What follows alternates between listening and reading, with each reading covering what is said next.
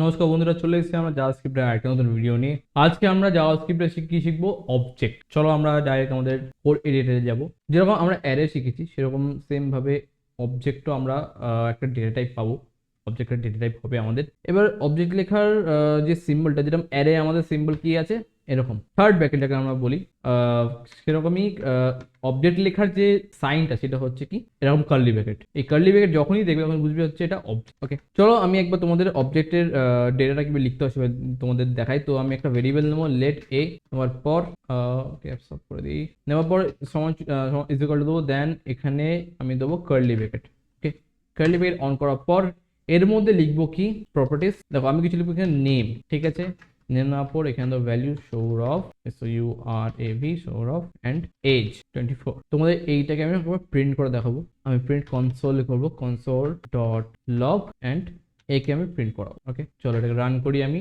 দেখো তোমরা দেখতে পাচ্ছ নিশ্চয়ই, এখানে দেখো আমার যে নেম নামে অ্যান্ড সৌরভ, এজ হচ্ছে 24। তো এইটা হচ্ছে অবজেক্ট, সেটা আমরা কি করে বুঝবো? এই যে কার্লি ব্র্যাকেট অন অ্যান্ড, ঠিক আছে। এবার মনে রাখবে অবজেক্টের মধ্যে দুটো জিনিস হয়, এটা হচ্ছে প্রপার্টিস এবং তার ভ্যালু, ঠিক আছে। প্রপার্টিস এন্ড ভ্যালু, এই যে প্রপার্টিস এগুলো, ঠিক আছে, আর এগুলোকে আমরা ভ্যালু বলি। যেরকম আমরা সিএসএস যদি কেউ শিখে থাকো, সিএসএস দেখবে যখন সিএসএস লিখি, যেখানে আমরা ব্যাকগ্রাউন্ড কালার লিখতে গেলে যেখানে ব্যাকগ্রাউন্ড লিখি তারপর ভ্যালু দিই, ঠিক সেমভাবে আমরা এখানেও সেমভাবে আমরা জাভাস্ক্রিপ্টের মধ্যে অবজেক্টে লেখার সময় আমরা কি প্রপার্টিস ক্রিয়েট করব এবং তারপর সেটার ভ্যালু দেবো। আমি শুধু এরকম একটা নয়, তুমি একসাথে 3-4টে প্রপার্টিসও ক্রিয়েট করতে পারো একটা অবজেক্টের মধ্যে। যেখানে আমি এখন লিখবো, চলো কি লেখা যায়, চ্যানেল।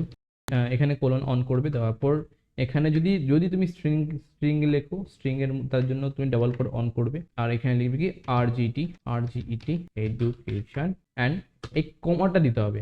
এখানে তুমি কোনো রকম ভাবে যে সেমিকলন দেবে না বা কলম বা সেমিকলন দেবে না, এখানে কমা দিয়ে নেক্সট প্রপার্টিগুলো ক্রিয়েট করবো আমরা। তো সেভ করো, সেভ করার পর আমরা দেখবো যে দেখো RGT এডুকেশন এটা চ্যানেলের মধ্যে চলে এসেছে। শুধু তাই নয়, এর মধ্যে আমরা ফাংশনও ক্রিয়েট করতে পারি এবং অন্য একটা অ্যারে এবং অবজেক্টের মধ্যে আরেকটা অবজেক্টও ক্রিয়েট করতে পারবো। এবার আমি একটাকে একবার আমাদের ডকুমেন্ট ডট রাইটের মধ্যে প্রিন্ট করব। Document dot right, document dot right লিখবো, লেখার পর এর মধ্যে এ দেবে। যখনই আমি প্রিন্ট করবো দেখো এখানে দেখা শুধু অবজেক্ট অবজেক্ট, দেখো তোমরা দেখতে পাচ্ছ নিশ্চয়ই, এখানে দেখা যাচ্ছে অবজেক্ট অবজেক্ট, কোনো রকম ডেটা আমরা দেখতে পাচ্ছি। কিন্তু যখন আমি এখানে এ দিয়ে মানে এই অবজেক্টটাকে কল করে তার যে প্রপার্টিস গুলোকে কল করি, তখন কি তার আমি ডেটা দেখতে পারবো। দেখো আমি এখানে আমার নেম প্রপার্টিসে কল করেছি এবং তার ডেটা আমি এখানে দেখতে পাচ্ছি, তাই না? তো ডকুমেন্ট, তুমি ডাইরেক্ট ডকুমেন্ট ডট রাইট দিয়ে তুমি অবজেক্টে যে অ্যারে আছে তাকে কল করে তুমি ডেটা দেখতে পারবে না। তাকে দেখার জন্য তুমি স্পেসিফিকলি ওই অ্যারের মধ্যে যে প্রপার্টিস আছে সেই প্রপার্টিসের ডেটা তুমি প্রিন্ট করাতে পারো ডকুমেন্ট ডট রাইটসে। যদি তুমি কনসোল করো তাহলে কনসোলে গিয়ে তুমি পুরোটাই প্রিন্ট করাতে পারো।